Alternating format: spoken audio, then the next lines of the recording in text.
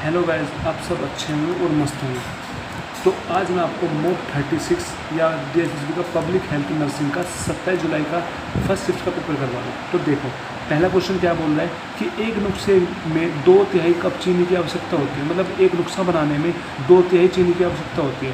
यदि सारा केवल आधा नुस्खा बनाना चाहती है, यदि जो सारा है केवल आधा नुस्खा बनाना चाहती है, तो उसे कितनी चीनी की आवश्यकता होगी। तो हमें बताना कितने चीनी की उसे आवश्यकता होगी। मतलब एक नुस्खा बनाने में उसे कितने कप चीनी की जरूरत पड़ती है? 2/3। कितने पड़ती है? 2/3। तो एक नुस्खा बनाने में कितनी चीनी की जरूरत पड़ती है? 2/3 कप की। तो ये पूछ रहा है कि आधा नुस्खा बनाने में उसे कितने कप लगेंगे चीनी के। तो एक नुस्खा बनाने में 2/3, तो आधा बनाने में कितना लगेगा? आधा नुस्खा बनाने में 2/3 में मल्टीप्लाई कर दो किसकी? 1/2 की। तो 2 से 2 घट गया, कितना बचा? 1/3। तो 1/3 आ गया। तो अब 1/3 भी फ्रैक्शन पॉइंट में आएगा, सीधा 0.33 होता है। ये ऐसे कर लो डिवाइड, तो 0 बढ़ा दिया तो पॉइंट लग गया। तो 3×3 9, 1 बज गया, 0 बढ़ा दिया तो 3×3 9, कितना आ गया? 0.33। तो 0.33 कप लगेंगे चीनी के आधा नुस्खा बनाने में। तो ऑप्शन 3 इज करेक्ट। ठीक, ऐसे ही अब नेक्स्ट क्वेश्चन देखते हैं। नेक्स्ट क्वेश्चन क्या बोल रहा है? नेक्स्ट क्वेश्चन बोल रहा है कि एक होम थिएटर का अंकित मूल्य 72,000 रुपये है। मतलब एक होम थिएटर है जिसका अंकित मूल्य कितना है? 72,000। इसे 25% और 30% की 2 कार्मिक छूट के बाद एक खुदरा विक्रेता को बेचा जाता है। मतलब फिर इसे 2 कार्मिक छूट दी जाती है, 25% की और 30% की। उसे किसे बेच दिया जाता है? खुदरा विक्रेता को बेच दिया जाता है। तो खुदरा विक्रेता ग्राहक को 40% की छूट के बाद अपनी लागत पर 9% का लाभ अर्जित करता है। मतलब फिर वो खुदरा विक्रेता जो है वो 40% की चीज़ की छूट देकर उसे चीज़ को बेचता है, और उसे लाभ कितना का होता है? 9% का। तो हमें बताना है होम थिएटर का अंकित मूल्य किस कीमत पर करना चाहिए। तो हमें बताना है कि होम थिएटर जो है उसकी अंकित मूल्य क्या होगा, उसका मार्क प्राइस क्या होगा। देख, इस तरह के क्वेश्चन को कैसे करते हैं? पहले तो इसने बोला है जो होम थिएटर है उसका अंकित मूल्य है, एक होम थिएटर है, होम थिएटर का जो अंकित मूल्य है वो कितना है? 72,000। होम थिएटर का अंकित मूल्य कितना है? 72,000। ठीक, कितना है? 72,000।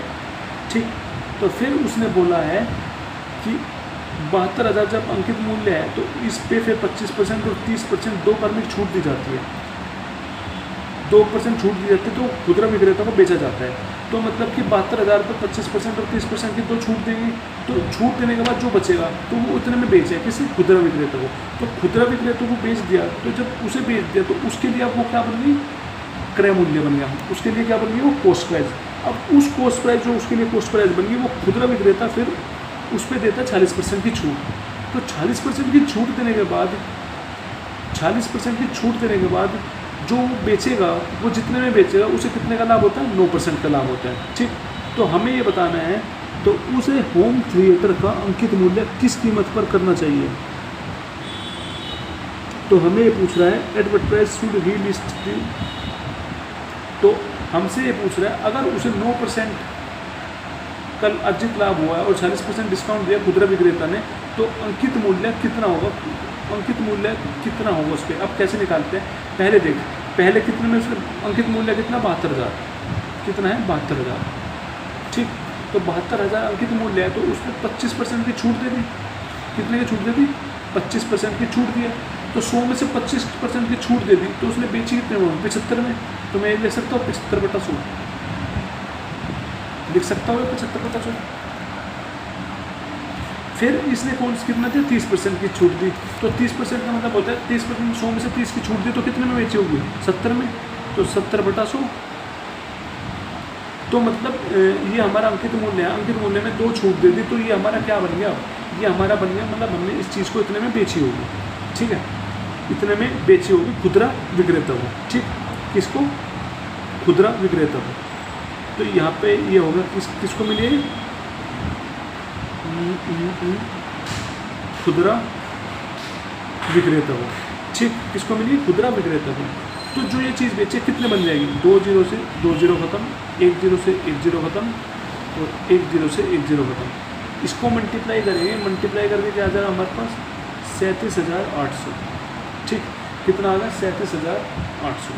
ठीक, फिर इसने बोला है कि फिर जो खुदरा को बेची है, अब खुदरा के लिए वो बन गया कॉस्ट प्राइस, क्योंकि उसने खरीदी है वो चीज़, तो उसके लिए क्रय मूल्य बन गया। तो फिर उस पर वो छूट देता है 40% की, और 40% की छूट देने के बाद उसकी जो उसकी लागत पर उसे कितने % का लाभ अर्जित होता है, उस अपनी लागत पर कितने का लाभ होता है, 9% का लाभ होता है।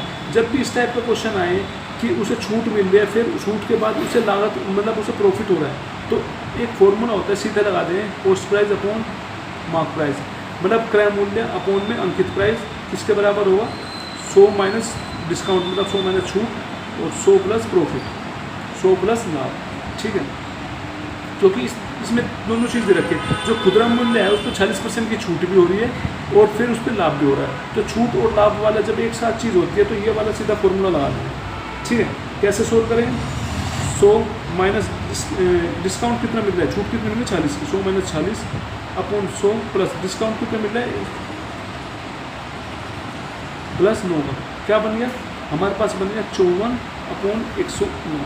ठीक है, 54 अपॉन 109 बन गया। तो हमारा कॉस्ट प्राइस जो है, क्रय मूल्य कितना होगा 54, और मार्क प्राइस जो है अंकित मूल्य हो गया 109। तो हमें अंकित मूल्य बताना है, अंकित मूल्य कितना लेना होगा जब उसे छूट तो मिली 40% की और 9% का लाभ होगा। तो हमें 109 की वैल्यू बतानी है। जो हमारा जो क्रय मूल्य है, ये हमारा क्रय मूल्य, तो क्रय मूल्य हमने निकाला कितना है, 54, तो 54 यूनिट की वैल्यू हो गई, 54 यूनिट की वैल्यू कितनी हो गई, 37800। ठीक, तो 1 यूनिट की वैल्यू क्या हो जाएगी, 37800 अपॉन 54। तो हमारे पास आ गई 1 यूनिट की वैल्यू, तो हमें निकालनी है 109 की वैल्यू। तो क्या करेंगे, 109 यूनिट कितना आ जाएगा, 37800 अपॉन 54 इंटू 109। इसको सोल्व करेंगे, सोल्व करने के बाद हमारे पास आंसर आ जाएगा लगभग 76300। कितना आ जाएगा, 76300 कितना आ जाएगा, उसको सोल्व करेंगे 76300, ऑप्शन 4 इज करेक्ट। ठीक, ऐसे ही अब हम एक नेक्स्ट क्वेश्चन करते हैं। नेक्स्ट क्वेश्चन कह रहे हैं, यहाँ पे देख, यहाँ पे क्वेश्चन मार्क देखा upon 38 is equal to 342 upon question mark. अब हम इस क्वेश्चन मार्क की जगह x मान लेते हैं, तो x upon 38 is equal to 342 upon x। तो अब x को एक साइड ले जाओ, 342 और 38 को एक साइड ले जाओ, तो क्या बन जाएगा हमारे पास, x into x is equal to 342 into 38। ठीक, ये बन गया हमारे पास। यहाँ पे हमें किसकी वैल्यू निकालनी है, इस x की वैल्यू निकालनी है। तो क्या करेंगे, स्क्वायर होगा, इसकी मल्टीप्लाई करेंगे, तो मल्टीप्लाई करके देखेंगे x स्क्वायर बन जाएगा। फिर x की वैल्यू निकालने के लिए इसका रूट निकालना पड़ेगा। तो अब हम क्या करेंगे, अब हम इनका फैक्टर निकाल लेंगे, क्योंकि रूट निकालना है तो हमें मल्टीप्लाई करने का फ़ायदा नहीं है। तो इसका अलग अलग फैक्टर निकाल के आप उसके दो का पेयर बना लो। क्या बना लो, दो का पेयर। दो का पेयर बन के उसमें से एक एक उठा लेंगे, तो वो हमारा आंसर आ जाएगा। क्योंकि ये एक्स स्क्वायर बन गया ना, एक्स स्क्वायर की वैल्यू इसकी मल्टीप्लाई करके कुछ बनेगी, तो फिर हमें एक्स की वैल्यू निकालनी है, तो अंडर रूट लेना पड़ेगा। तो हम अपना क्वेश्चन को जितना कम स्टेप पे सोल्व करेंगे उतना बढ़िया। तो हम मल्टीप्लाई करेंगे, फिर उस चीज़ को लेंगे। पहले ही हम इसमें फैक्टर निकाल देते हैं, मल्टीप्लाई करने की जरूरत ही नहीं है। तो 342 का फैक्टर निकालो पहले। 342 का फैक्टर क्या बनेगा, 2 एकम 2, 2 7 14, 2 एकम 2। अब ये किससे कटेगा, ये कट जाएगा 3 से, 3 पंजे 15, 3 7 21। अब ये किससे कटेगा, 3 से, 3 19 जा, और ये कट जाएगा 19 से। ठीक, अब बच गया 38। अब 38 का निकालना, 38 का क्या बनेगा, 2 19 जा और 19 बन गया। अब देख, 3 का 2 का फैक्टर बन गया, और 2 वाले का बन गया 2 का फैक्टर, और 19 वाले का बन गया। तो इनमें से एक एक उठा लेंगे। एक तो हमने उठा लिया 2, एक उठा लिया इसमें से 3, और एक उठा लिया 19। तो कितना बन जाएगा हमारे पास, बन जाएगा 3 दूनी 6, और 19 6 कितना बन जाएगा, 19 6 बन जाएगा हमारे पास 9 6 54, 6 हम 6 5 11 114। तो ऑप्शन 4 इज करेक्ट। ठीक है, आई होप समझ में आया होगा। नेक्स्ट क्वेश्चन देखते हैं।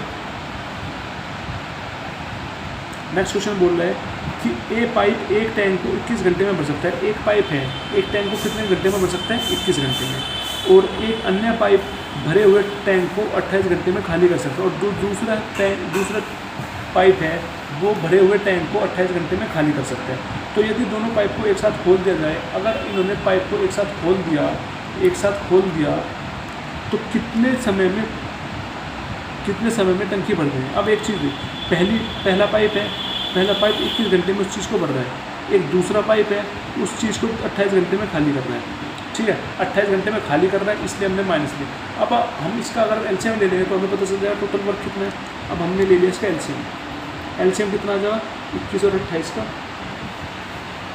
21 और 28 का एलसीएम बन जाएगा हमारे पास 7 के 21 7 चौक 28, 3 एकम 3 और 4 एकम 4। कितना बन गया 7 के 21 21 चौक 4 एकम 4 14, कितना बन गया 84 का बन गया टोटल वर्क। अगर हम टोटल वर्क में से टोटल टाइम को डिवाइड कर देंगे तो हमें पता चल जाएगा कि 1 घंटे में इसने कितना काम किया। 1 घंटे में कितना काम, 84 डिवाइडेड बाई 21 क्या बना 4। तो ए ने 1 घंटे में कितना काम किया 4 काम किया।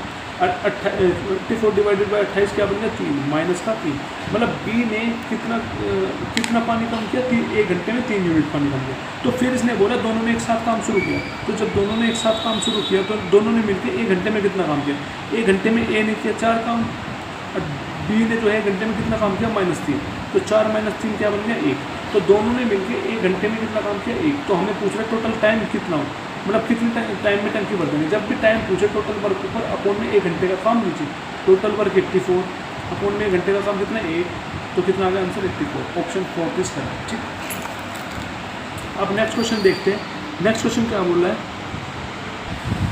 अब देखो नेक्स्ट क्वेश्चन क्या बोल रहा है। 3 घनों की भुजाएं 1 सेंटीमीटर 6 सेंटीमीटर और 8 सेंटीमीटर है। मतलब 3 घन दे रखे हैं, उन 3 घन की जो भुजा है वो कितने दे रखे हैं 1 सेंटीमीटर 6 सेंटीमीटर और 8 सेंटीमीटर। तो जिन्हें पिघालकर एक नया घन बना दिया जाता है, मतलब इन तीनों को पिघालकर एक नया घन बना दिया तीनों को मिला। ठीक, तो नए घन का पृष्ठीय क्षेत्रफल का 1/4 भाग ज्ञात कीजिए। तो नया घन जो है उसका पृष्ठीय क्षेत्रफल निकालना है, उसके 1/4 का मतलब पृष्ठीय क्षेत्रफल का 1/4 भाग निकालना है। जो उसका पृष्ठीय क्षेत्रफल होगा उसका 1/4 निकालना है। तो पृष्ठीय क्षेत्रफल का फॉर्मूला क्या होता है, अगर हमें घन का पृष्ठीय क्षेत्रफल निकालना है तो पृष्ठीय क्षेत्रफल का फॉर्मूला क्या होता है 6a²। तो a क्या हमारे पास साइड है, तो पहले हमें साइड निकालनी पड़ेगी। इसलिए कहा है पृष्ठीय क्षेत्रफल जो है नए घन का, उस नए घन का पृष्ठीय क्षेत्रफल का 1/4। तो पृष्ठीय क्षेत्रफल क्या होगा, इसका 1/4 हो जाएगा, इंटू कर देंगे 1/4 से। तो इसकी वैल्यू हमें चाहिए। तो सबसे पहले हमें क्या करना पड़ा, ए की वैल्यू निकालनी पड़ेगी, मतलब उसकी भुजा की वैल्यू निकालनी पड़ेगी। नहीं, देख पुराने 3 घन हैं तो उनकी भुजा दे रखी है 1 सेंटीमीटर 6 सेंटीमीटर और 8 सेंटीमीटर। तीनों को मिला के एक नया घन बनाया गया है। तो वो नया घन की साइड भुजा निकालनी है सबसे पहले हमें। तो कैसे निकालेंगे, जब 3 घन को मिला के बनाया गया है तो इन तीनों घन का जो आयतन है वो किसके बराबर होगा, नए घन वाले के आयतन के बराबर। तो फॉर्मूला क्या होता है आयतन निकालने का, किसी भी घन का साइड का क्यूब, इसकी मतलब भुजा का क्यूब। तो इसकी भुजा कितनी है 1, तो 1 का क्यूब प्लस दूसरे भुजा का 6 है 6 का क्यूब, तीसरे का है 8 तो 8 का क्यूब। वो किसके बराबर होगा, नए वाले के घन के भुजा का क्यूब के। तो भुजा मान ली a है तो a का क्यूब।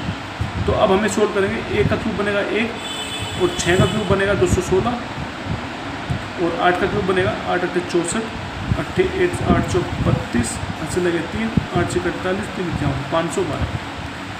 कितना बन गया a की क्यूब। यहाँ से a की क्यूब की वैल्यू क्या आ गई, जोड़ दो से 512 में 216 जोड़ा कितना बनेगा 6 2 8 2 5 2 7 729। कितना बन गया 729। अब इस 729 का क्यूब रूट निकालना है। तो इसका a की वैल्यू यहाँ से या तो सीधा याद होना चाहिए आपको, क्यूब रूट 729 का होता है 9। अगर आपको क्यूब रूट नहीं याद है तो सीधा बात है इसका फैक्टर कर लो, 7 2 9 का फैक्टर कर लो। कितना बन जाएगा 3 दूनी 6 3 चौक 12 3 3 9। तो 3 8 24 3 1 3, 3 दूनी 6 3 7 21, 3 9 27, 3 3 9, 3 1 3 और 3 1 3 हो गया ना। अब ये कह रहा है क्यूब रूट निकालना है। जब भी क्यूब रूट की बात आ जाती है तो 3 का पेयर बनाते हैं। क्यूब रूट में हम 3 का पेयर बनाते हैं।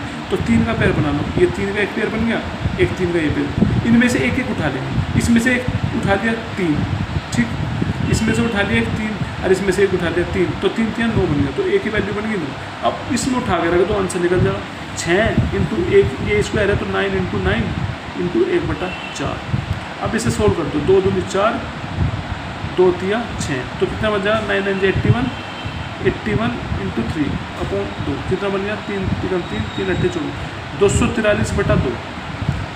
अब इसको डिवाइड कर दो, 243 को डिवाइड करेगा 2 से, 2 11 जा 22, सॉरी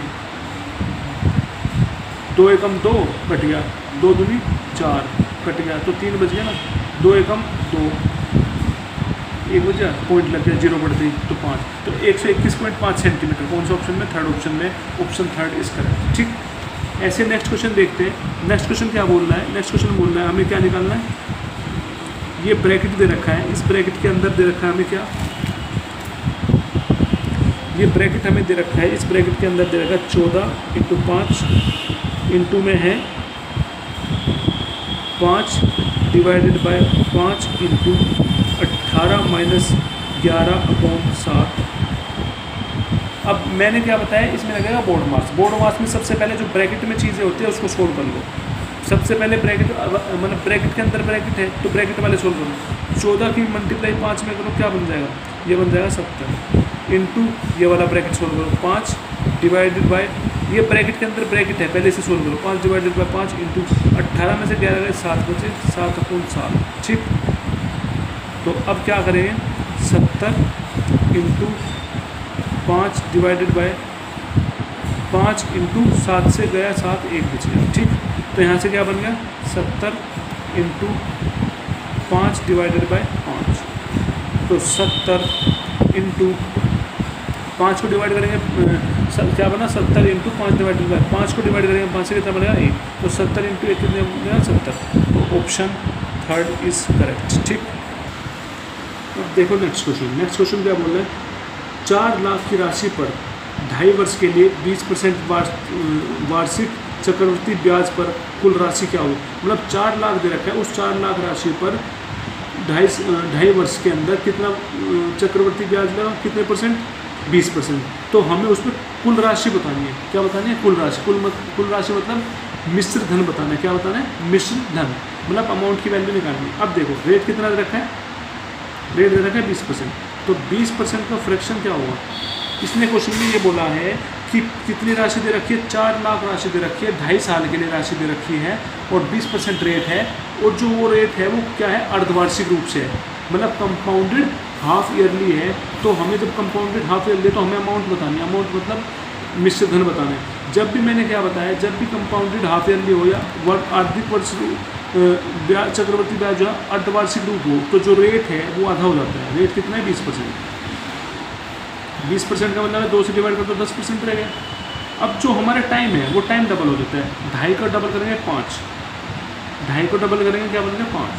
ठीक, कितना बन गया 5, समझे, 5 का मतलब है, ठीक है, टाइम हो गया 5, तो हमें निकालना है अमाउंट। तो आप देख 10% रेट है, तो रेट का फ्रैक्शन क्या बनेगा 10% का। 10% का या तो सीधा याद होगा 1/10, अगर सीधा याद नहीं है तो 10% हटाने के लिए 100 लगा देना चाहिए, 1 0 से 1 0 कितना बचेगा 1/10। तो पहले साल जो ब्याज है 10 से कितना होगा 11, दूसरे साल जो ब्याज है वो कितना होगा 10 से 11, तीसरे साल जो ब्याज है वो 10 से 11, चौथे साल जो ब्याज है 10 से 11, पाँचवें साल जो ब्याज है वो 10 से 11। अब इसकी मल्टीप्लाई करेंगे 10 इंटू 10 इंटू 10 इंटू 10 कितने बन जाएगा 1 2 3 4 5। अब इनकी मल्टीप्लाई करेंगे 11 इंटू 11 बन जाएगा 121, तो 121 की मल्टीप्लाई इसमें करेंगे वो बन जाएगा 1331। अब इसकी मल्टीप्लाई 11 में करेंगे क्या बन जाएगा 1331, 1331, 1 4 3 3 6 4 1। तो अब इस वाले की कर देंगे लास्ट वाले की 11, तो क्या बन जाएगा 14641 और 14641, तो 1 5 6 4 10 हासिल है 6 4 10 11 हासिल है 4 5 6 1, कितना बन गया 161051। अब देखो ये होता है हमारा प्रिंसिपल, मतलब ये होता है मूलधन, और ये होता है हमारे पास क्या, ये होता है मिश्रधन मतलब अमाउंट। तो हमें इसकी वैल्यू निकालनी है, इसकी वैल्यू निकालनी है 161051 की वैल्यू निकालनी है। ठीक, तो कैसे निकालेंगे, क्वेश्चन में जो 4 लाख दे रखा है वो 4 लाख क्या दे रखा है हमें, 4 लाख दे रखा है मूलधन या प्रिंसिपल, और जो हमने प्रिंसिपल निकाला वो कितना निकाला है, ये वाला कितना निकाला है 1 लाख। तो 1 लाख 1 2 3 4 5 1 लाख यूनिट की वैल्यू कितनी दे रखी है 4 लाख, 1 2 3 4 5, तो यहाँ से कितनी जीरो है, तो 1 यूनिट की वैल्यू क्या आ जाएगी, 1 यूनिट की वैल्यू आ जाएगी 1 2 3 4 5 अपॉन 1 2 3 4 5, सारी जीरो से 4 जीरो कट गई, क्या बनेगा 4, तो 1 यूनिट की वैल्यू क्या बनेगी 4। तो हमें वैल्यू किसकी निकालनी है, इस वाले की, तो क्या हो जाएगा 161,051 यूनिट की वैल्यू क्या हो जाएगी 4 × 161,051। इसकी मल्टीप्लाई कब तक करते फिरेंगे, तो इससे अच्छा हमने क्या किया, लास्ट वाले की लास्ट से मल्टीप्लाई किया, तो 4 की 1 से करेंगे 4, तो कौन से ऑप्शन में लास्ट में 4 है, तो एक ऑप्शन में सीधा ये टिक करते हुए हमारा आंसर हो जाएगा। ठीक है, ऐसे नेक्स्ट क्वेश्चन देखते हैं। नेक्स्ट क्वेश्चन क्या बोलता है, 25 लोगों की एक टीम 15 दिनों में एक कार्य पूरा कर सकती है। जो 25 लोगों की टीम है, वो 25 लोगों की टीम जो है किसी कार्य को 15 दिन में कर सकती है पूरा। यदि 6 दिनों तक काम करने के बाद 10 कर्मचारी चले जाते हैं, मतलब 15 दिन 6 दिन काम करने के बाद 15 दिन 6 दिनों में काम करने के बाद 10 कर्मचारी चले जाते हैं, तो शेष कर्मचारियों को कार्य पूरा करने में कितने समय लगेगा। जो बचे हुए कर्मचारी है उसे काम को पूरा करने में कितना टाइम लगेगा। अब देखो क्वेश्चन में कह रहा है 25 लोग हैं, वो 25 लोग किसी काम को 15 दिन में पूरा कर सकते हैं, तो 6 दिन तक काम करा उन्होंने, कितने 6 दिन तक काम करने के बाद 10 कर्मचारी चले जाते हैं, तो 10 कर्मचारी चले गए, फिर जो बचे हुए कर्मचारी है उस काम को कितने दिन में पूरा करेंगे। देखो 25 लोगों ने कितने दिन तक काम किया, 15 दिन में काम खत्म कर दिया। यहाँ से हम निकाल देंगे टोटल वर्क, टोटल वर्क कितने निकालेंगे, टोटल आदमी कितने 25, तो और कितने दिन करें 15, तो 25 की गुणा 15 में करेंगे तो हमारा टोटल वर्क निकल जाएगा। तो 25 × 15 कितना बन जाएगा, 5 × 25 ऐसे लगे तो 5 2 10 11 12, तो 25 तो 5 5 2 7 3 कितना बन गया 375, टोटल वर्क बन गया 375। अब देख फिर उसने बोला 6 दिनों तक काम करने के बाद 10 कर्मचारी चले जाते हैं, मतलब 6 दिन तक कितने कर्मचारी काम करते हैं 25 थे ना, 25 के 25 6 दिन तक काम करते हैं, तो 25 के 25 6 दिन तक काम करते हैं, तो 25 की गुणा 6 में करेंगे कितना बनेगा 6 × 5 30 6 × 12 3 15, तो 150 काम होगा, तो 150 काम 25 ने मिल के किया, तो फिर ये 10 आदमी उसमें से चले गए, कितने आदमी चले गए 10 आदमी वहाँ से चले गए, तो जब 10 आदमी चले गए आदमी कितने बच गए 15, तो 15 आदमी जो है 15 आदमी ने बचा हुआ काम कितने दिन में मिले, 375 काम था 150 हो चुका, तो काम कितना बच गया, काम बच गया हमारे पास 125, तो वो 125 काम कौन करेगा, 125 काम 15 आदमी करेंगे। तो मतलब टोटल वर्क कैसे निकालते हैं, टोटल वर्क निकालते हैं जितने भी आदमी होते हैं उसकी गुणा कर देते उसके कितने दिन काम कर रहे हैं। मान ले हमें पता नहीं कितना आदमी है, एक आदमी है, आदमी हमें पता है कितने 15, तो हमें पता नहीं कितने दिन काम करेंगे, तो इंटू कर देंगे x दिन काम करेंगे, और टोटल वर्क कितना दे रखा है 125, तो यहाँ से x की वैल्यू निकाल देंगे, x होता है हमारा दिन, तो यहाँ से हमें यही तो पूछा कितने समय में पूरा हो गया, तो 125 15 मल्टीप्लाई में उधर जाकर डिवाइड में हो जाएगा, तो काट दो 5 3 15 5 2 10 5 5 25, ठीक सॉरी देखो काम टोटल वर्क था 375 और 25 आदमी ने 6 दिन तक काम किया, तो काम कितना होगा 150, तो 300 बचा, कितना काम बच गया 375 में 150 घटाएंगे तो 225 बचेगा, वो मैंने 125 गलत लिख दिया, तो 225 बन गया, तो टोटल काम कितना है 225, तो यहाँ से x की वैल्यू निकालेंगे 225 अपॉन में 15 मल्टीप्लाई में डिवाइड में हो जाएगा, 5 3 15 5 चौक 20 2 बचे 5 5 25, तो 15 से कट जाएगा, तो कितने दिन में खत्म कर देगा 15 दिन, ऑप्शन सेकंड इज करेक्ट। ठीक, ऐसे 9th क्वेश्चन देखते हैं। 9th क्वेश्चन क्या बोल रहा है, हमें दे रखा है 0.3 × 0.3 × 0.3 माइनस का 0.03 × 0.03 × 0.03 अपॉन 3 × 3 × 3। अब इसको पॉइंट को हटाने सबसे पहले हम क्या करेंगे, जितने भी पॉइंट है सबको हटा लो, तो पॉइंट हटाने के लिए पॉइंट के बाद कितने नंबर है 1, तो 10 से डिवाइड कर देंगे, इंटू पॉइंट के बाद 1 डिजिट है, पॉइंट के बाद 1 डिजिट है तो 10 से डिवाइड कर देंगे, पॉइंट हट जाएगा, ऐसे ही इसमें कर देंगे माइनस, अब इसमें पॉइंट के बाद कितने नंबर है 2, तो 100 से डिवाइड कर देंगे, ऐसे पॉइंट के बाद 2 नंबर है इधर भी 100 से डिवाइड कर देंगे, ठीक, ऐसे इधर भी 100 से डिवाइड कर देंगे अपॉन 3 इंटू 3 इंटू 3। ठीक, अब यहाँ से देखो 3 इंटू 3 इंटू 3 इसमें भी है, 3 इंटू 3 इंटू 3 इसमें भी है, तो कॉमन ले लिया। 3 इंटू 3 इंटू 3 हमने कॉमन ले लिया, अपोन में 3 जीरो इधर भी है, 3 जीरो इधर भी है, मतलब इसमें 6 जीरो है, तो 3 जीरो इधर भी है, मतलब 3 जीरो तो इसमें भी है, तो हम 3 जीरो कॉमन ले सकते हैं। 1000 हमने ले लिया कॉमन, तो इधर जब बाहर आ गया तो यहाँ पे बच गया 1, माइनस में यहाँ पे ऊपर बच गया 1, अपोन में 1 2 3 जीरो चली गई, बची कितनी जीरो, 3 जीरो, तो बच गया 1000। ठीक, तो अपोन में रहेगा 3 इंटू 3 इंटू 3। तो अब क्या करेंगे, 3 इंटू 3 इंटू 3। अब इसका एलसीएम लिया, एलसीएम कितना आ गया 1000, तो ये इसके नीचे 1 है, तो 1 की मल्टीप्लाई 1000 में करेंगे, कितने से मल्टीप्लाई करें 1000 में, 1000 से, तो 1000 की मल्टीप्लाई इसमें करेंगे, क्या बनेगा 1000 माइनस 1 अपोन, ये डिवाइड में नीचे चले जाएगा 3 इंटू 3 इंटू 3 के साथ, तो क्या बन जाएगा, ये हमारे पास बन जाएगा 3 इंटू 3 इंटू 3 इंटू 1000। तो इन 3 जीरो से 3 इंटू 3 इंटू 3 तो कट जाएगा, तो अब हमारे पास बचेगा 1000 माइनस 1 999, 999 अपोन 1000, अपोन नीचे भी 1000। अब 999 यहाँ से बच गया, अब ये नीचे इधर इसके साथ चले जाएगा नीचे, ये तो पहले से ही नीचे है, ये नीचे चले जाएगा इसके साथ, तो 1 2 3 और इंटू 1000, 1 2 3, कितनी जीरो होगी, 6 जीरो होगी। अब देखो कितनी जीरो होगी, 6 जीरो, तो 6 जीरो जो हुई है इसको डिवाइड तो करने की जरूरत नहीं, जो 6 जीरो जितने जीरो हैं उतने नंबर छोड़ के पॉइंट लगा दो, कितनी जीरो, 6 जीरो, 6 छोड़ के लगा, जैसे 9 9 9 3 तो ये हो गए, तो 3 और लाने पड़ेगा, 3 जीरो लगा दें, जीरो, फिर एक पॉइंट लगा दें, पॉइंट के बाद जीरो, तो ये हमारा आंसर होगा क्या, 0.000999, ये हमारा आंसर है। कौन सा ऑप्शन में, लास्ट ऑप्शन में है ना।